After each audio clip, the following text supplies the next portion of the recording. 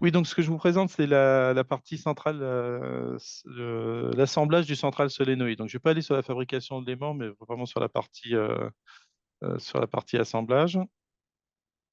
Donc là, je fais juste le rappel de la fusion. Donc, l'idée sans doute que Sébastien en a parlé, mais en fait, ce qu'on essaie de faire, c'est un plasma d'atomes légers, donc du deutérium et du tritium, deux isotopes de l'hydrogène qu'on cherche à chauffer, hein. Donc là, on a une chambre et on veut chauffer à 150 millions de degrés pour fusionner ces atomes de deutérium et tritium.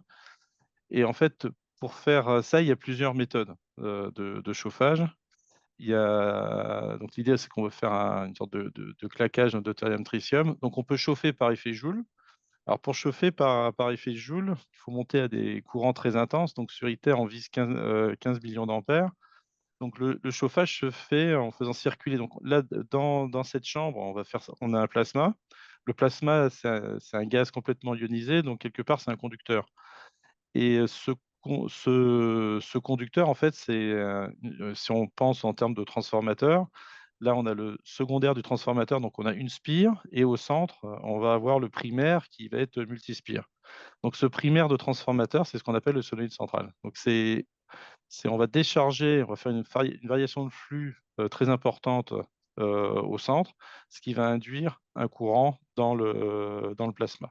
Après, je ne rentre pas dans le détail, il y a d'autres méthodes de chauffage qui sont nécessaires pour obtenir la température de 150 millions de degrés, mais le but du solénoïde central, qui est au centre de la machine, c'est d'être le primaire de ce transformateur qui va induire le courant plasma. Une question, vous nous permettez une question? Oui, allez-y, hein. Comment on parle donc de transformateur, et donc il y a une fréquence. Non, non, c'est une sorte d'effet transformateur. C'est un couplage, en fait. C'est un couplage mutuel entre le primaire et le secondaire. Quelque part, vous allez voir dans le scénario, il y a une fréquence, mais c'est une fréquence très longue parce qu'en fait, les puces plasma, on veut faire des tirs de l'ordre de 1000 secondes. Mhm. Mais je vous montrerai la séquence de courant. Donc, ce n'est pas un alternatif. Bon, l'image du transformateur, c'est juste pour comprendre comment on induit le courant sur le secondaire. Mais par contre, ce n'est pas un transformateur type 50 Hz. Donc, si on regarde la taille globale de la machine, donc le seuil central, il est ici. Donc, on retrouve l'assemblage des bobines toroïdales que Sébastien a présenté et les bobines poloïdales. Là, elles sont en violette, là, de PF1, PF2, 3, 4, 5 et 6. Les bobines de correction qui sont attachées en dessous, là, on voit deux parties et qui sont sur le côté. Donc, ça vous donne une vue d'ensemble de la machine.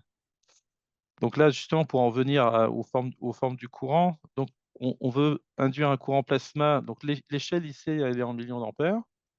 Donc on veut induire un courant plasma de 15 millions d'ampères. Et donc pour faire ça, en fait, on charge très lentement ce qu'on appelle la prémagnétisation. On charge très lentement le solénoïde central. Quand je dis très lentement, on n'induit pas de courant de ce fait. Et on le décharge très vite.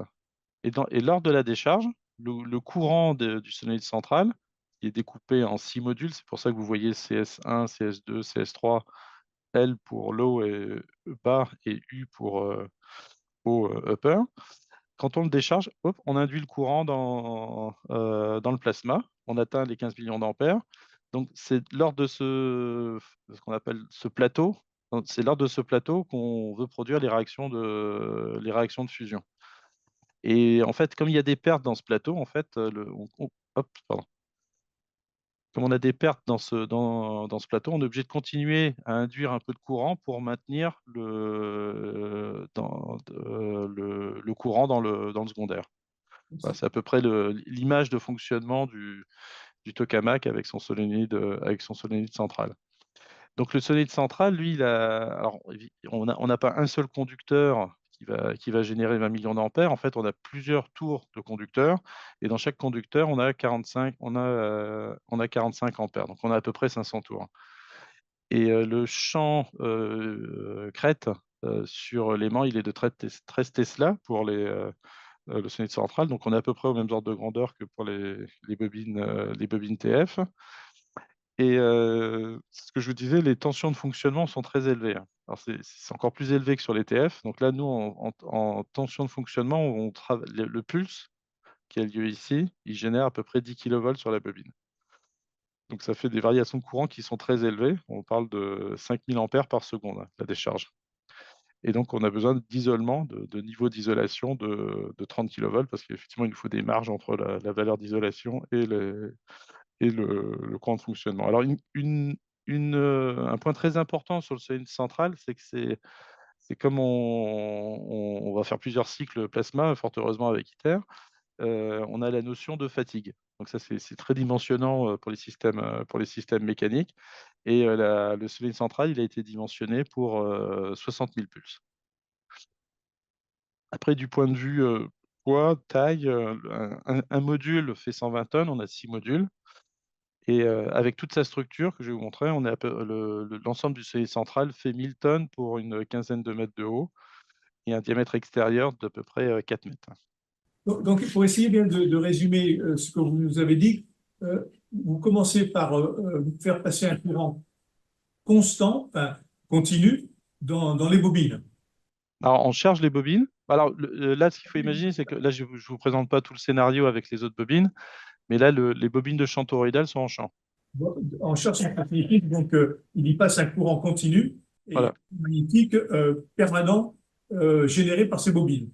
Est-ce que c'est Bah, une première étape correcte dans mon alors, analyse? les bobines, dans la séquence, si on veut rentrer dans la séquence, Non, mais on commence, avant la on, séquence, on commence par charger les bobines toroïdales, pour vous charger, veut dire quoi? monter le courant dans les bobines. Et donc, il y a un champ magnétique permanent qui est installé. Voilà. Et ce champ magnétique, il est toroïdal, d'où le nom des bobines d'ailleurs, hein. Le champ magnétique des bobines toroïdales, il tourne autour de l'axe de la machine, comme ça. Je ne sais pas si vous voyez mon curseur. Il est continu. Voilà, il est continu, lui. Bon. Ensuite, donc, on coupe, on fait décroître très, très rapidement le courant qui est dans une ou dans plusieurs bobines de ce qui Dans fait le solenoïde central, qui est ici. champ magnétique. Oui, bien sûr. Ce qui fait une variation brutale du champ magnétique et qui met en mouvement donc les ions du plasma, en fait. Parce que c'est Exact, ouais. F, G, machin. Et c'est ça, c'est ce mise en mouvement des ions qui produit la température en question. Voilà. Après, l'image la plus simple, je trouve, enfin, bon, ça fera c'est un point de vue personnel, c'est que si on imagine le plasma comme un conducteur, on fait circuler un courant dans le conducteur. Le courant et tout conducteur dissipe de la chaleur lorsqu'on fait passer un courant dedans. Cette chaleur, c'est les 150 millions de degrés qu'on veut obtenir.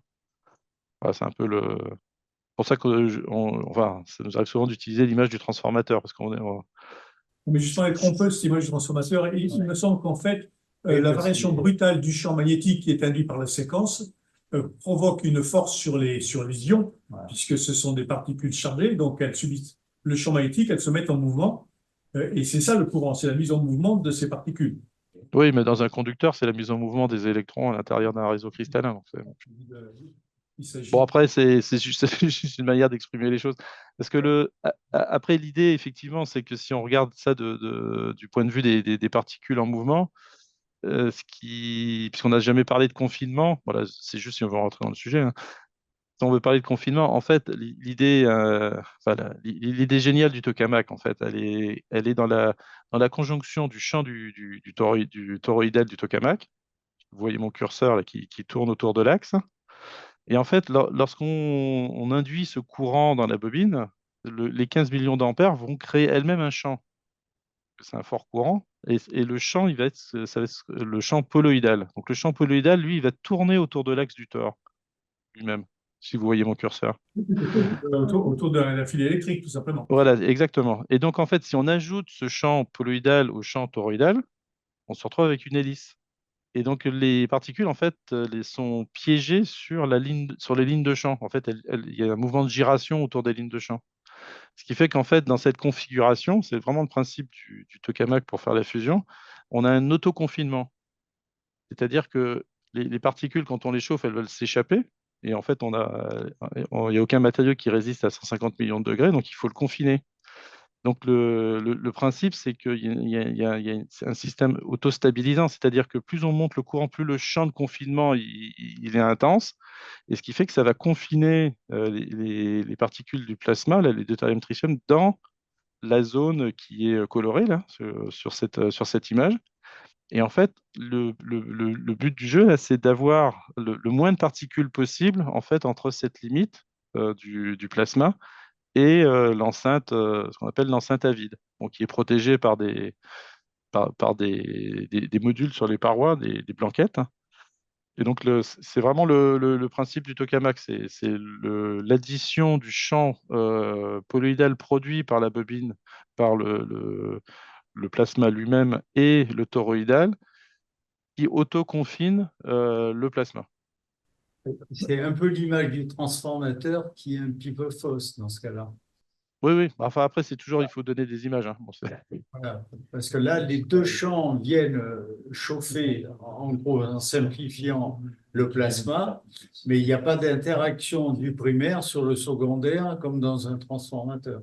bah, disons qu'on décharge en permanence le sonoïde central pour maintenir le courant dans le, Dans le plasma. dans le plasma. Sachant qu'après, effectivement, la durée de vie du plasma, elle est limitée par Mais, le courant qu'on avait initialement dans le sonoïde central. mais si au lieu de parler de température, on parlait de dynamique des particules, puisque la température n'est que l'énergie cinétique des particules moyenne, ce serait peut-être plus clair Je suis pas sûr pour que certains. le transformateur, Après, ça dépend à qui on parle. Voilà, je suis d'accord. le transformateur Mais nous a piégés, les autres, ça nous a beaucoup gênés. je suis de ceux C'est qui pas aujourd'hui, pensent, hein. je suis de ceux qui pensent que parler de température, surtout en degrés Celsius, qui n'est pas une mesure, une grandeur mesurable, au lieu de parler de Kelvin, qui est une énergie, une unité d'énergie, pour certains comme pour moi, c'est plus clair. Et Bon, d'ailleurs, ceci dit, entre 150 millions de degrés Celsius et 150 millions de Kelvin, il n'y a pas une grosse différence, hein.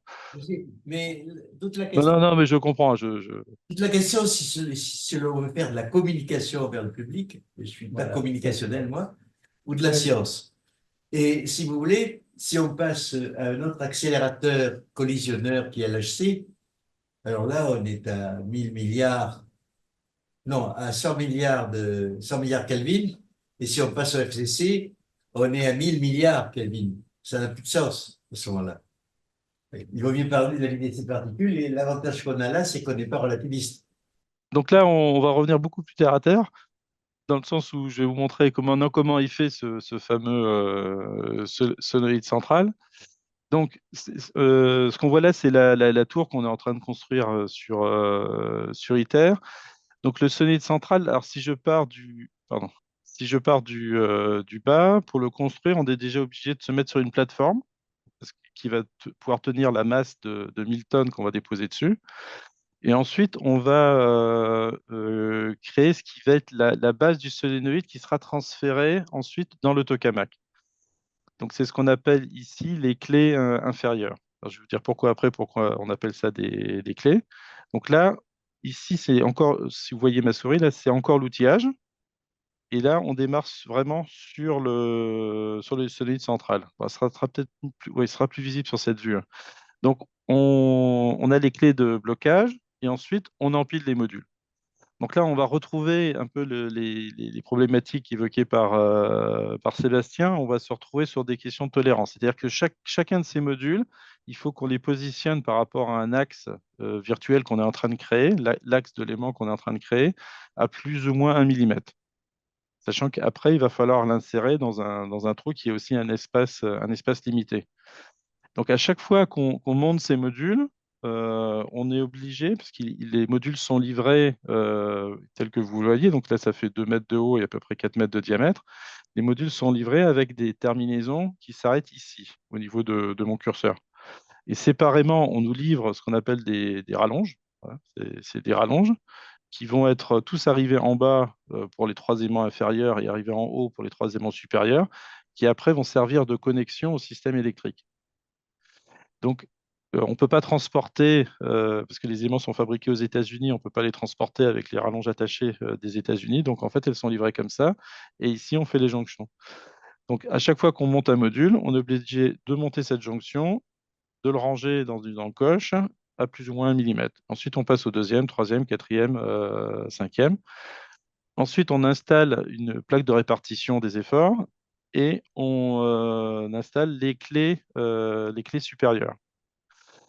Alors, c'est là qu'on a une spécificité dans ce solénoïde, c'est que lorsqu'on met du courant dans un solénoïde aussi long, on a des efforts magnétiques qui vont vers le centre. C'est-à-dire que l'aimant cherche à se compacter. Ça, c'est la pression magnétique. Et donc, de ce fait, l'aimant réduit en taille. Mais on a besoin, en fait, parce qu'on joue avec les courants. Alors, je ne sais pas si je ne suis pas rentré dans le détail, mais ce que vous voyez, c'est qu'on joue avec différentes valeurs là, on décharge globalement, mais après, on joue avec différentes valeurs de courant. Donc, dans certaines configurations, on peut se retrouver, dans certains cas, entre certains aimants, avec des forces répulsives, parce qu'on inverse les courants. Et pour maintenir la cohérence mécanique de l'ensemble, on est obligé de garder le contact. Et donc, on utilise une sorte de ceinturage vertical où on va exercer une pression sur le module, on va le bloquer et avec ces tirants verticaux, oui, ces tirants verticaux, on exerce une pression de 2100 tonnes. Donc, c'est une pression énorme, même par rapport à la section des matières qui sont disponibles, et on installe ces tirants au rayon extérieur et au rayon intérieur. Si après on regarde donc les étapes d'assemblage, donc on va d'abord construire cette plateforme, ensuite je vous montrerai en photo. On installe les clés inférieures, des plaques isolantes. Ensuite, on vient lever avec un outillage spécial, je vous expliquerai pourquoi, les modules pour les installer sur la plateforme. On fait une installation en décalé pour avoir la place d'installer les joints. J'entrerai aussi dans le détail. Et ensuite, en plus des efforts verticaux, dans certaines conditions de fonctionnement, on peut se retrouver avec des efforts transverses, des efforts dans le plan. Donc, du coup, lors de la fabrication, on installe des clés, on verrouille avec des clés de cisaillement, des goupilles de cisaillement. C'est la dernière étape de l'installation d'un module. Donc là, ce qu'on voit, c'est la plateforme lorsqu'elle a été installée. Donc, alors sur ITER, dans les outillages, par rapport aux problèmes sismiques, on a des critères en fonction de la durée de l'installation. Si les installations sont courtes, les éléments ne sont pas considérés comme sismiques, vu que le risque d'avoir un événement sismique pendant l'installation est faible. Par contre, si l'assemblage est long, on est obligé de se prémunir contre l'événement sismique. Et comme là, l'assemblage dure 3 ans, on a dû isoler sismiquement en fait le solide central, l'assemblage du solide central du sol. Donc là, on retrouve des patins sismiques, c'est ce que vous voyez au départ, donc c'est les premiers à être installés. Ensuite, on met cette plateforme qui a été fabriquée en France là, par une société lyonnaise, Rebatel.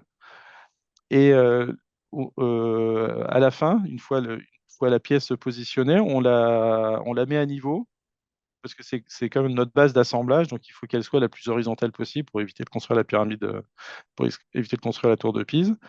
Et donc, on avait un requirement à 0,5 mm sur tout le diamètre, hein, qui fait à peu près 5 mètres de diamètre.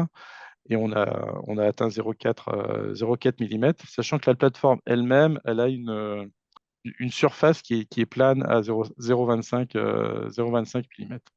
Donc, comme je le disais, l'ensemble peut supporter jusqu'à 1200 tonnes. Donc après, le premier élément qu'on monte, c'est les clés inférieures. Donc ça, c'est des belles pièces de 5 tonnes, donc qui sont en fait enquillées dans la plateforme. Donc ça, c'est pas des ogives, hein, c'est juste des boulons sur lesquels on a mis un nez arrondi pour éviter d'abîmer le filetage lorsqu'on insère les pièces. Et donc, c'est à partir de cet assemblage de pièces qu'on a créé la surface d'assemblage du CS. Donc, on crée l'axe virtuel Z et et on définit le 0 degré. Et donc, c'est ce qui va nous servir de référence après pour tout l'assemblage. Donc, ensuite, on a nos plaques isolantes entre les modules et les clés inférieures. on insère on préinstalle le circuit d'aluminium qui sera soudé par la suite. Et à chaque étape, en fait, on vérifie la planéité de la construction. Et vous voyez, on est toujours dans des écarts à 0,5 mm. Donc là, ce qu'on voit, c'est une coupe de l'aimant. Alors, l'idée de la coupe de l'aimant, c'est vous montrer pourquoi c'est difficile de le lever, en fait. Alors, comme on le voit là sur cette coupe, il n'y a que des tours. On a que des tours de supraconducteurs. Il y a absolument aucune place qui a été laissée pour insérer un système mécanique qui permette de lever 120 tonnes. Alors l'idée, c'est pas que ça a été oublié, c'est que en fait, chaque centimètre sur le seuil central, à chaque fois qu'on veut mettre un gap ou qu'on veut rajouter un élément mécanique pour faire du levage, on perd de la place et on perd du flux. Ça nous coûte très cher en termes de tours. Après, la machine s'agrandit en fait. Donc, on est obligé de faire le seuil central avec le maximum d'ampères par millimètre carré pour maintenir la taille de la machine. Et vous voyez que alors le rayon intérieur, ça on peut le changer, mais le rayon extérieur est limité. Et la distance à la fin de la construction entre je remonte un peu, voilà, entre ces plaques et les bobines toroïdales qui ont été présentées par Sébastien, en fonctionnement à froid, on a un jeu théorique minimum, en tenant compte de toutes les tolérances, de 10 mm. Vous voyez, il n'y a pas beaucoup de place pour rajouter des tours ou pour rajouter de la mécanique. Donc après, c'est la raison pour laquelle on a développé un outillage très spécifique pour lever. C'est-à-dire qu'on ne veut pas juste visser un anneau ici parce qu'il n'y a pas la place et il n'y aurait pas la résistance mécanique. Donc en fait, on lève par friction. Donc alors, l'idée de cette vue là, c'est de montrer le principe. Donc en fait, on lève, ça c'est ce qu'on appelle un patin. C'est un patin qui fonctionne en friction et on a un effet de coin. Vous voyez, on a un angle entre la direction de levage, ce patin, et la surface d'appui. Et avec cet effet de coin, en fait, on a une surmultiplication, enfin, en fonction de l'angle, on a la pression qu'on applique sur cette surface est supérieure au poids en fait qu'il est en train de lever du fait de l'angle. Et donc c'est vraiment le principe du levage, on lève par friction. Après, on n'a pas voulu le faire uniquement par friction, donc ça a été sécurisé en faisant un préchargement. Donc c'est pour ça qu'on a des vérins hydrauliques, hein. On a des vérins hydrauliques qui permettent de créer une prétention dans le système. Mais sinon, le principe, c'est vraiment, je lève ici, j'ai un anneau qui contient 9 patins d'appui. Cet anneau tient l'effort radial. Je lève et je transmets un effort en pression et un effort radial sur la surface de l'aimant qui peut être levé par friction. Donc là, après, c'est l'objet une fois fabriqué. Donc on retrouve ces patins. Donc en fait, ces patins, c'est une surface aluminisée avec un coefficient de friction, avec un état de surface spécifique et qui a été collé sur du caoutchouc, en fait, tout simplement. Ça permet en fait de rendre adaptable la surface de contact pour qu'on ait le maximum de surface de contact. Donc là, on prend l'outillage. On a à peu près un jeu de 35 mm entre ces patins et la surface de l'aimant. Et on vient s'insérer. Alors, vous voyez qu'il faut faire attention au guidage parce qu'on a tout un tas de tuyaux autour et d'autres surfaces. Donc l'angle entre l'outillage et le module doit être bien défini. Donc en fait, quand on zoome là sur cet angle, c'est ce qu'on trouve. Donc l'angle qu'on a ici, il fait 0 degré. Donc on lève l'anneau avec un pont. Et lorsqu'on lève l'anneau, on vient appliquer à travers l'angle une force sur le module. Alors donc comme ça fait peur de lever comme ça, lors de toutes les études de risque qui ont été faites, une fois que c'est levé, malgré tout, on ceinture l'ensemble en cas de problème et on sécurise avec ces sangles. Mais bon, qui ont jusqu'à maintenant, sur les 3 modules qu'on a levés, n'ont jamais servi, évidemment. Donc là, c'est une vue du premier module qui a été installé. Et donc là, on le lève. Donc là, il va être déposé sur ces supports. et on le dépose en décalé. Alors pourquoi on le dépose en décalé? Parce qu'il faut qu'on monte ces fameuses rallonges dont je vous ai parlé. Et les rallonges, si on se mettait en position fixe, on n'a qu'un jeu de 5 mm entre la rallonge et la structure ou le module. Donc c'est en fait impossible de construire cette rallonge. Donc ce qui fait qu'on se met en décalé, on se décale d'à peu près 400 mm. Donc on a un outillage spécifique qui nous tient cette rallonge. Là, vous la voyez ici, la rallonge, et qui contrôle en fait cette rallonge dans tous les axes et en hauteur. Et ce qui nous permet en fait d'aligner cette extension à la partie à la partie de connexion de l'aimant. Donc on doit l'aligner très précisément. Et ensuite, on doit aussi s'assurer que la position finale de cette jonction sera la bonne position pour la future connexion à l'intérieur du tokamak. Donc nos critères d'alignement, c'est 0,2 mm en concentricité, l'axe qui va être celui de la jonction aimant et l'axe de l'extension. Et on a un gap de 0,2 mm aussi en hauteur à l'approche de l'aimant.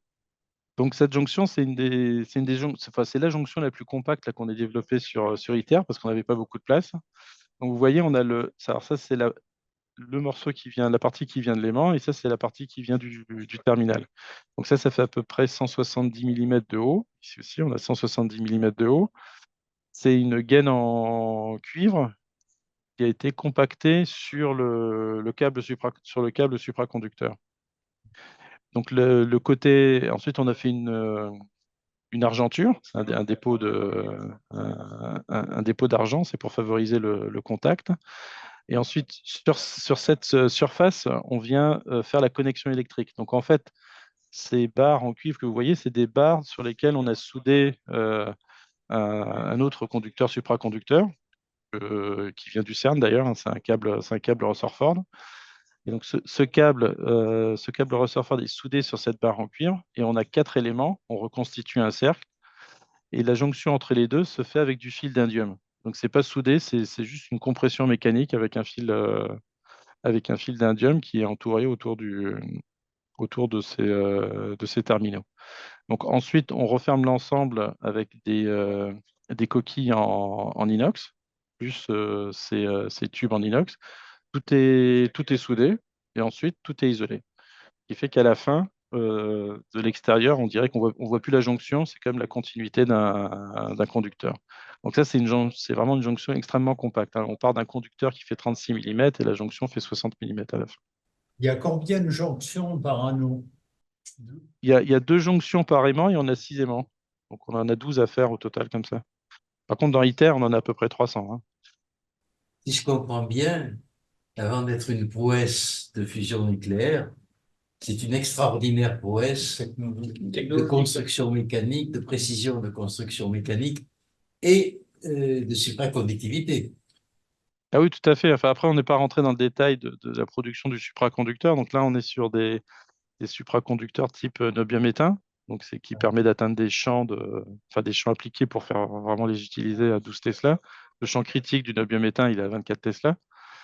Et donc les bobines TF présentées par Sébastien sont en niobium-étain, et les bobines PF sont en niobium-titane. Donc ils ont des performances réduites, mais le champ des bobines PF est moins élevé. Ouais. On tombe donc dans les travaux de Josephson. Oui, alors Josephson, lui, il était plus parti sur des. Enfin, il est surtout connu là, pour ses jonctions Josephson, là, qui est surtout appliqué en fait avec la supraconductivité basse température et haute température. On est plus dans les Josephson, on est plus dans la microélectronique. Mais enfin, Jean, tu as bien dit pourquoi moi je vous ai demandé de faire cette présentation-là, c'est que quand j'ai vu ça Oui. en septembre pendant la Oui, tu ne comprenais pas. non, bien évidemment, je ne comprenais pas. Mais surtout, il y avait un challenge extraordinaire, technique, pour faire ces choses-là. Et nous, on n'avait pas idée. Donc, on n'avait pas perçu, je dirais, le gigantisme et simultanément la qualité du boulot. C'est bien un transformateur, je me suis amusé avec, alors pour faire des trucs qui pètent à la gueule. Le transformateur, il fonctionne aussi bien sur courant alternatif sinusoïdal, c'est parfait. Mais si tu lui fais un gamma-side ou un gazier-side, tu vas se les passer de l'autre côté. Et c'est pour ça que quand on déclenche, c'est le mot des techniciens électriques, une ligne à 400 000 volts branchée sur un transformateur à 400 225, on ne coupe pas, on abaisse lentement pour ne pas fusiller le transformateur. Tu es d'accord? Non, oui, tout à fait.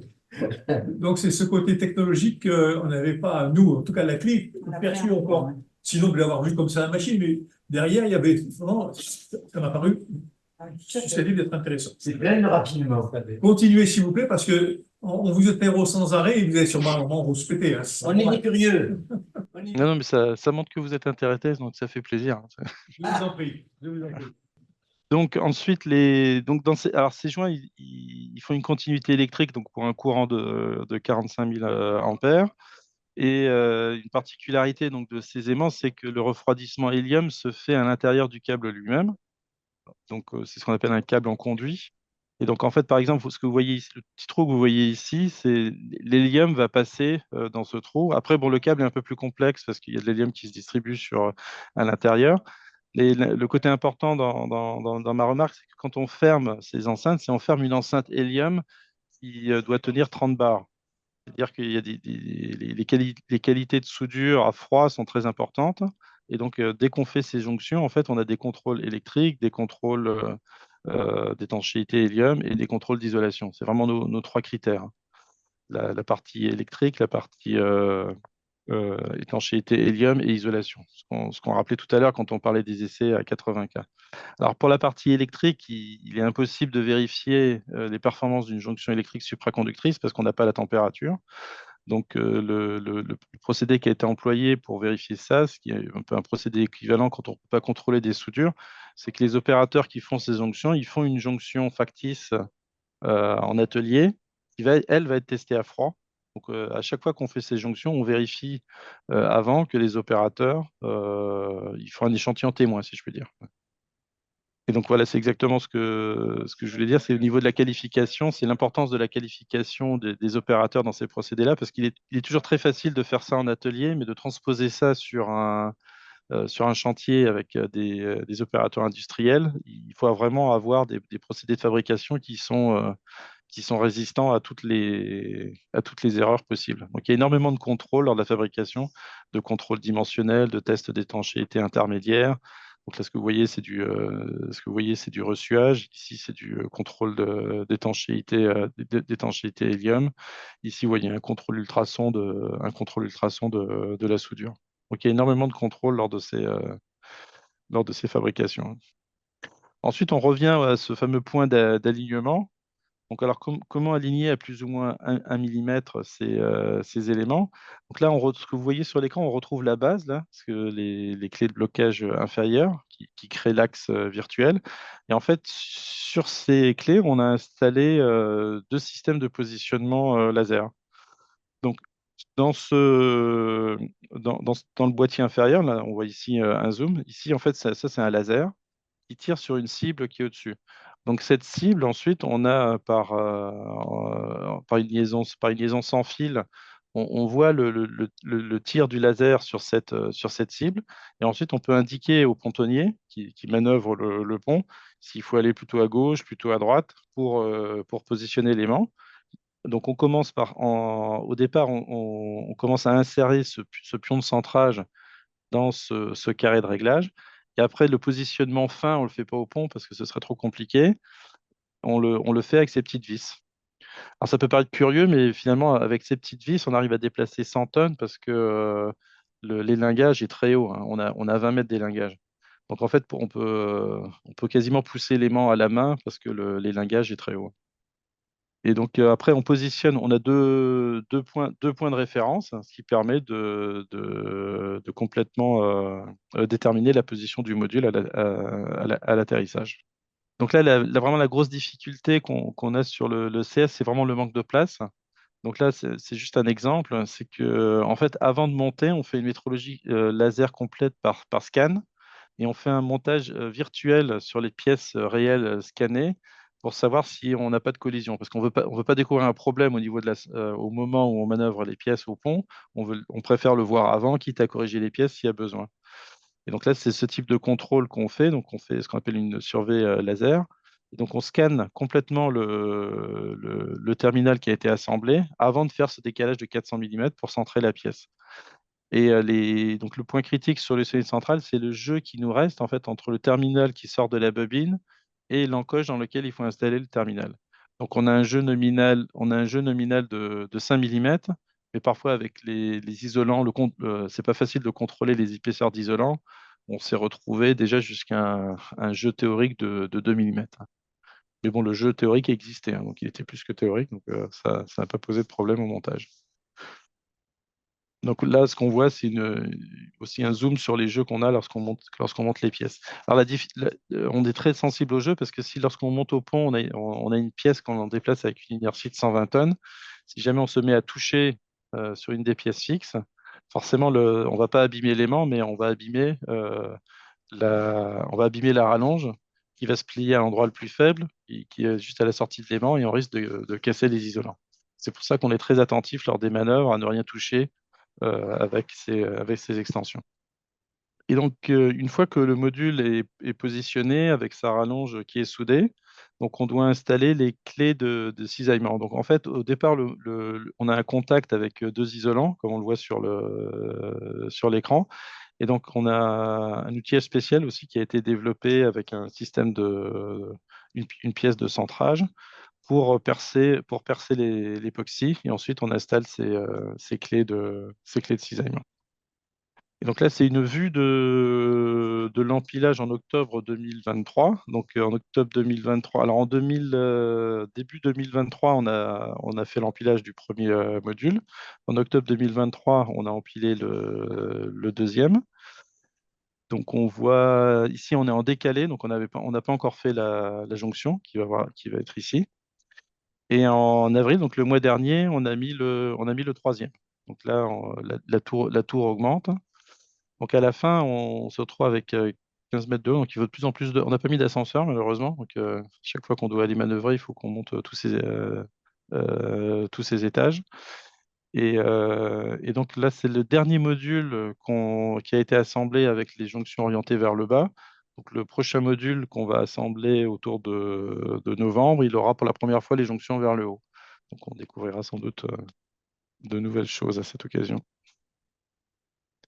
Et sur cette photo, ce que je voulais montrer, c'est le travail d'équipe et aussi international. Donc, l'assemblier, si je puis dire, entre guillemets, c'est un contrat passé avec un consortium managé principalement par CNP. CNP, c'est un peu le Framatome chinois. C'est un consortium d'industrie nucléaire. Donc, on a aussi Framatome, mais eux, ils n'ont pas travaillé avec nous là, pour le solide central. On a USIPO. Alors, les aimants et les outillages ont été fabriqués aux États-Unis. On a eu aussi le soutien de collaborateurs du CEA, notamment pour le développement de la technologie des jonctions. On a travaillé avec eux pour développer les jonctions. Là, vous retrouvez un peu tout ce monde entre les Chinois, donc l'Américain, il est au milieu. En tout cas, si vous avez fini, je pense, non? Oui, c'est fini, merci. Et félicitations d'abord pour le boulot qui est fait, Ouais. d'abord, et puis ensuite pour la présentation qui naturellement est très technique Claire. et surtout très claire également. Allez, merci. Merci beaucoup pour votre attention aussi, hein. Merci. Au revoir. Bah, Merci encore, hein. et bravo! Bravo. Merci.